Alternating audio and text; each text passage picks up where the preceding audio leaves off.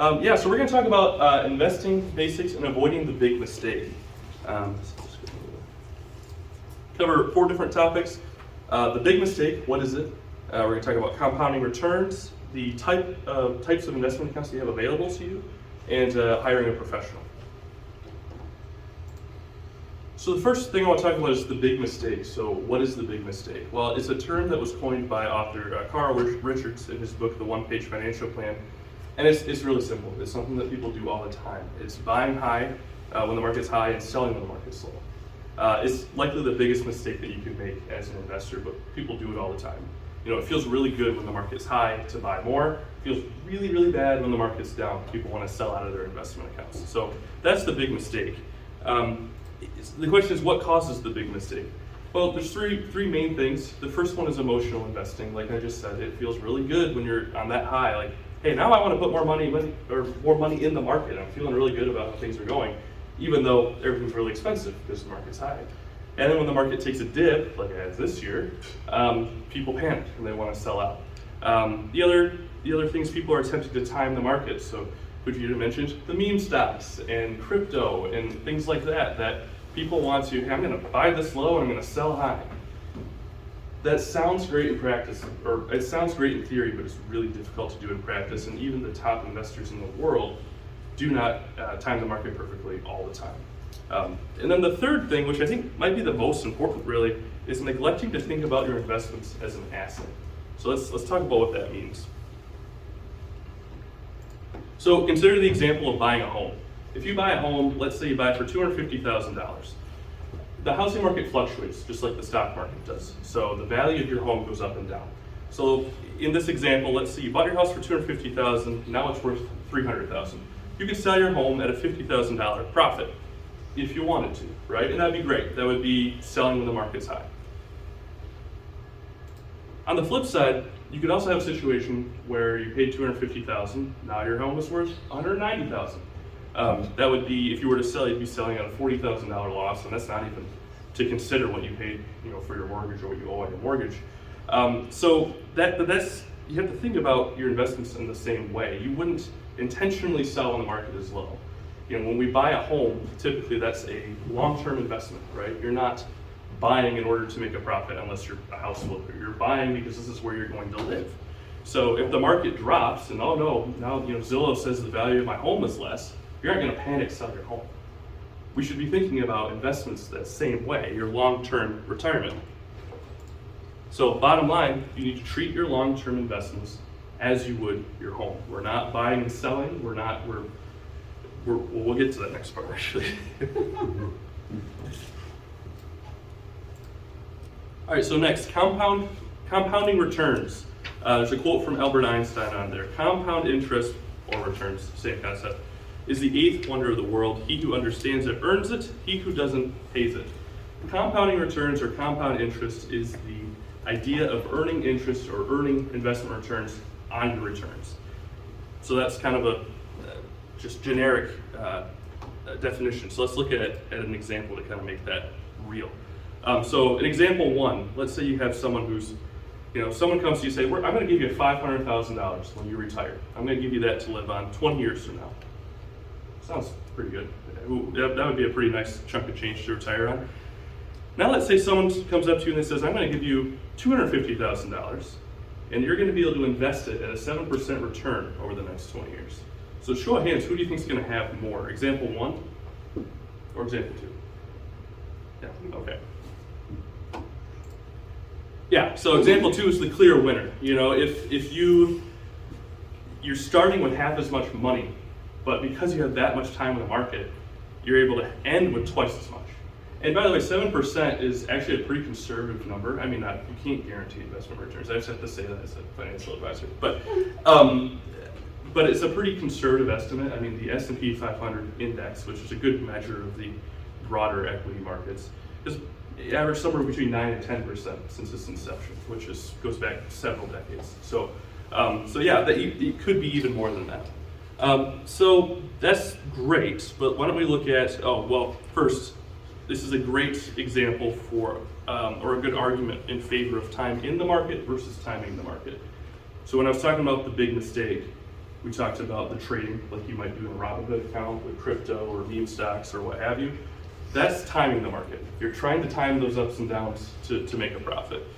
This is a argument in favor of time in the market, which is to buy solid companies or solid funds and hold tight until you retire. So now let's talk about, not only is it important to be in the market, but it's important to start early, and it makes a big impact, especially for you who may just be getting started with investing, to start now. And it doesn't take a lot to make a huge impact on your retirement savings. So first example, let's say you start investing when you're 20 years old, and you're gonna invest $50 a month, which you can easily do with different investment accounts there, so they allow you to do $50 a month. And let's say you invest for 10 years. So when you're 30 years old, you stop investing. Hopefully you wouldn't, but let's just, for the sake of example, let's say you stop at 30. That's a $6,000 total investment. Now let's take someone who decides, I'm not gonna start investing until I'm 30 for whatever reason. They just can't afford to do it, they don't know about it, whatever. But they do the same thing. They're gonna invest $50 a month, but instead of stopping after 10 years, they're gonna invest right up until they retire at 65, so for 35 years. So their total investment is $21,000. This is a little bit trickier. So who thinks example 1 is gonna have more money at the end of the day? All right, example 2, I'm assuming this is everybody. Okay.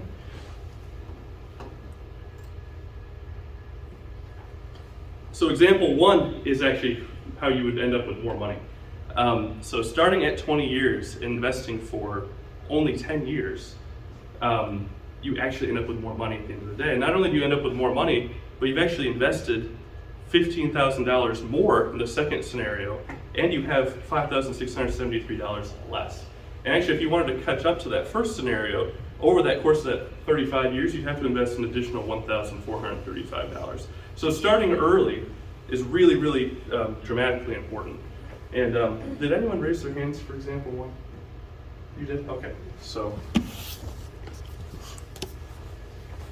you get the book that makes.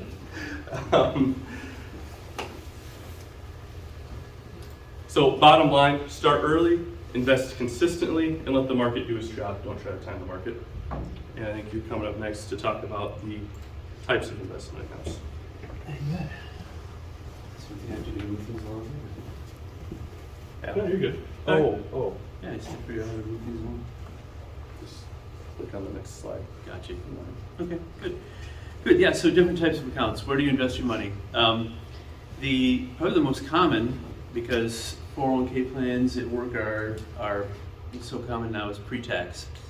The good thing about that is you can save before taxes. So make $1,000, you're saving 10%, $100 comes out of your pay and goes into your investment account before any taxes come out. And you only pay taxes on the $900 that's left. The great thing about that again is just that. I mean, you're getting better bang for your buck. You're not, it's not costing you as much right now. When you go to pull that money out of retirement, you will be taxed on it as ordinary income. Not only the money that you put in, because remember it was never taxed, but also all of the earnings. So we sure hope that over time we're going to have a lot of growth there. You're going to pay on every penny that you have in that account. Alrighty. So again, all draws from that account pre-tax you're going to pay taxes on. If you take money out early from these accounts, and early is a really weird age, 59 and a half. I can't remember why 59 and a half, but that's the magic age. If you pull money out of one of these accounts before then, you pay a 10% penalty plus taxes on everything you've got in there. So let's talk about, next is just a little graphic on pre-tax. Again, comes out of your paycheck, deposit it in your 401k. Now the cool thing about these pre-tax accounts is you never want to miss out on the company match. It's free money. If you work for a company and they're going to match 3% dollar for dollar, at a minimum do everything you can to get the free money. That's 100% rate of return, and you'll never get that anywhere else, not even from us. So. And just a little graph, just the pros and the cons again of pre-tax accounts. Tax-free accounts. There are tax-free accounts.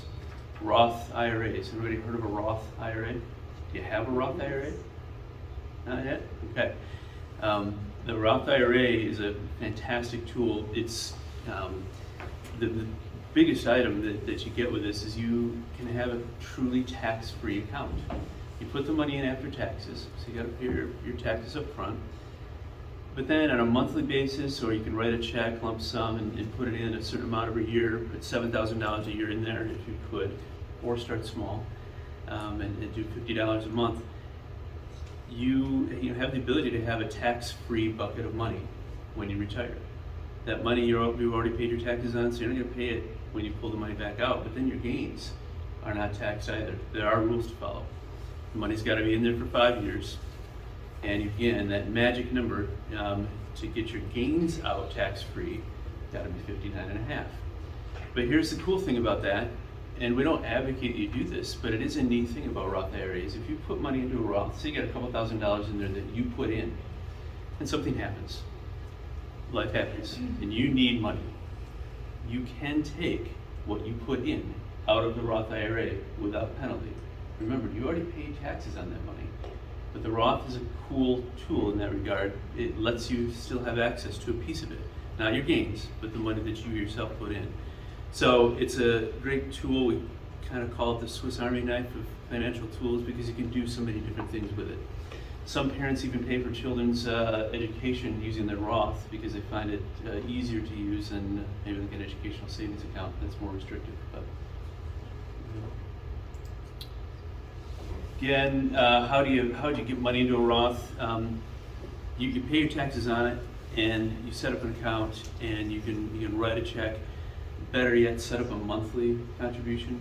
And I say better yet because setting up that systematic investment, pulling money out of your checking account each month, whatever it is, even if it's just $50, you're going to buy fewer shares when the prices are high, and you're going to scoop up more just automatically when the prices are low because you're contributing a fixed amount every month. And that's exactly what you want to do. You want to scoop up more shares when the prices are low and buy fewer when the prices are high. When you retire, all withdrawals are tax-free. We mentioned that. And then there's the taxable accounts. Taxable account is something you would have not with your employer. It's not pre-tax. You pay your taxes on it. It's not a Roth IRA. Maybe you don't want those rules that come with a Roth, and you just want to have what some people call a brokerage account or an investment account. Robinhood account. Yeah, what's that? Robinhood account. Yeah, no, we don't say that. Also referred to as non-qualified. All that means is when you hear those words qualified or non-qualified, a qualified account is an IRA or 401k. If you think qualified, think I have to obey rules. If you think non-qualified, think I don't have hardly any rules as to what I can do with that money. You do pay tax on this as you go. You'll pay gains on anything that you have in these accounts. As you have more money in there, pay attention to what you're buying and selling because you can get to the end of the year and get a tax bill that you never thought you'd get, and that can happen. Again, process is similar. It's just we're just using a different account here, and there are not the same restrictions on withdrawals that you have, with qualified money or IRAs. Here's a massive chart that I am not going to read. So, but it's kind of cool. At any rate, is there anything in here we didn't mention? There is. Over on the left, under the pre-tax column there, you can skip all the way down, and there's a phrase that says RMD. RMD is a required minimum distribution, and that means if you're in one of those pre-tax accounts, maybe through work, 401k, maybe you roll that money over to an individual retirement account, at some point you have to pull that money out of there. The government wants to be paid. Remember, you got that money in there pre-tax. They will not let you keep it there forever without you paying tax on it. So that's age 72, which is just a little ways away. So, but that's what that means, RMD. Why? So we're talking now about the actual process of investing. What's that? Right. Yeah. Why would you why hire us or someone like us? Everyone needs a second set of eyes, and there is a lot of information out there available to you now. You have access to a ton of information. A lot of it's good. A lot of it, frankly, stinks. Including the stuff when you turn on the television and the cable news networks. It's not good. We provide that second set of eyes, 25, 26 years of experience. Even other advisors seek guidance from advisors or mentors. So that second opinion is what we provide. We are objective. We're here to work in your best interest. The way that we make money is by making more money for you. So the more you have, the more we make. That is where we should be on the same side of the table, so to speak. There have been a lot of studies over the last 25 years that I've seen that talk about what kind of returns people get when they work with an advisor or they do it themselves. The average has been anywhere from 3 to 5% higher for people that actually work with an advisor than those who do it themselves over time. We're not perfect and we do make mistakes, but all in all, we can be of great help to you making decisions like the one I had the other day, where I had a 401k, a gentleman in one of the 401k plans that we have call, and he was distraught because he's down, he's lost money, he's got his statement, first of all, he hasn't lost the money, but his account is down. So he is $6,000 lower than it was before, and he wanted to sell everything and put it into a guaranteed account at the low. And then he shared with me that when things start looking better, then I'll be ready to jump back in. So what's wrong with that picture? Yeah. He's selling at a loss, and then he's gonna buy when it's higher and have less shares. Yeah. So he might as well keep it for the same asset at a lower price. Yeah, exactly. It's, it seems so simple, but when you're in the middle of it, it's not easy. You see, lately we've seen returns down as far as 25 or 30% in some of our aggressive accounts. That's hard. I mean, if it's hard, that's your money. And so we feel like we have to do something. But sometimes the answer is, if you believe in the things that you bought in the first place, if you know what you bought, then you wait. And that's where we can help and give that perspective. So when should I consider using an advisor? Early on is critical. You have time on your side. That's kind of the theme tonight. Starting early and often and being organized financially is paramount. And you can be so much further ahead by making some very simple decisions now and getting into some very simple habits. One of them is a budget, and the other one is just that systematic savings. Keep it easy. Who should I hire as my advisor? One of the things to consider is are they independent? And I don't mean independent-minded, I mean who do they work for? You would be best served, in our opinion, by working for an advisor that doesn't have to sell or promote a specific product or fund that their company offers. It's you tend to get the best advice when you're working with an advisor who has a whole universe of options available to them, because then it doesn't matter what product, what fund, what manager they use. The main thing they can focus on is what is the best thing for you. And that's what your best interest, that's what matters. One of the places you can go to seek information about an investment advisor, if you think you've met someone you want to work with, there's a website. It's through FINRA, which is the Financial Industry Regulatory Authority. Forget about that. Just go to Google and type in broker check. Just broker check. And that website will pop up.